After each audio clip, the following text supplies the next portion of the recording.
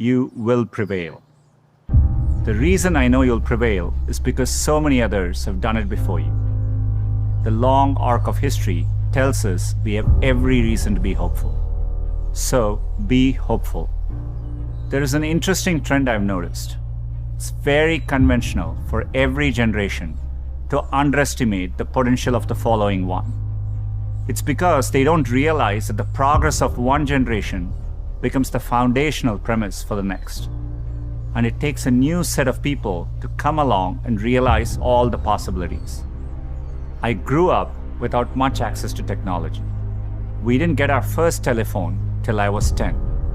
I didn't have regular access to a computer until I came to America for graduate school. My father spent the equivalent of a year's salary on my plane ticket to the US so I could attend Stanford. It was my first time ever on a plane. But when I eventually landed in California, things weren't as I had imagined. America was expensive. A phone call back home was more than $2 a minute, and a backpack cost the same as my dad's monthly salary in India. And for all the talk about the warm California beaches, that water was freezing cold. On top of all that, I missed my family, my friends, and my girlfriend, now my wife, back in India. A bright spot for me during this time was computing.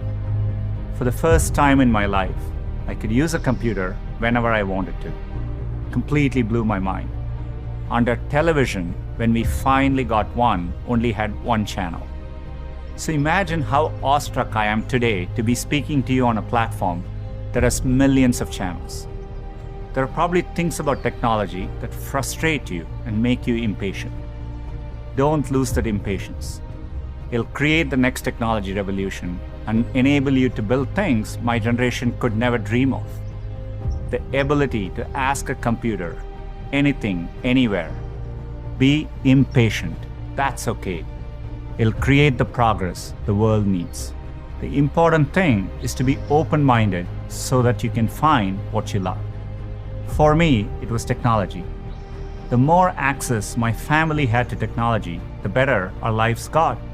So when I graduated, I knew I wanted to do something to bring technology to as many others as possible. At the time, I thought I could achieve this by building better semiconductors. At that time, I used to read about what was happening in Silicon Valley, and I wanted to go be a part of it. And at that same moment, the internet was literally being built all around me. The year I arrived at Stanford was the same year the browser Mosaic was released, which would popularize the World Wide Web and the internet. The summer I left was the same summer that a graduate student named Sergey Brin met a prospective engineering student named Larry Page. These two moments would profoundly shape the rest of my life. But at the time, I didn't know it. It took me a while to realize that the internet would be the single best way to make technology accessible to more people. And as soon as I did, I changed course and decided to pursue my dreams at Google. So, a big part of what I focus on at any given time is, making sure we are innovating and building products for the future. So we are thinking about, things like virtual reality or augmented reality. So these are all new areas, but we've always had a very ambitious mission. We wanted to organize the world's information and make it universally accessible. We feel like we are in early days of that mission. And, so for us, the journey is just getting started. I just want to make sure the next 30 years, we are still able to work on problems which really work for people on a day-to-day basis. Hopefully, at that point, serve all of humanity in a profound way. So that's where I want to be. It is a core part of at least what drew me to Google. I think the chance that we could work on products which would one day, reach everyone in the world. I didn't have access to computing growing up, and once I got access to it, it changed my life. And so I've always been interested in, this is why we work on affordable Android smartphones or Chromebooks, and being able to reach everyone, I think it's a foundational part of what we do. Inspired by the wonder that first browser created in me, I led the effort to launch one called Chrome in 2009 and drove the effort to help Google develop affordable laptops and phones so that a student growing up in any neighborhood or village in any part of the world could have the same access to information as all of you. Had I stayed the course in graduate school, I'd probably have a PhD today, which would have made my parents really proud. But I might have missed the opportunity to bring the benefits of technology to so many others. And I certainly wouldn't be standing here speaking to you as Google's CEO. Another thing I've noticed over time is you will have many opportunities to reinvent yourself. And so, so I think, it's worthwhile taking risks and trying to do something you're really, excited by. And if the first attempt you don't do it, you can try again, and things tend to work out in the long run.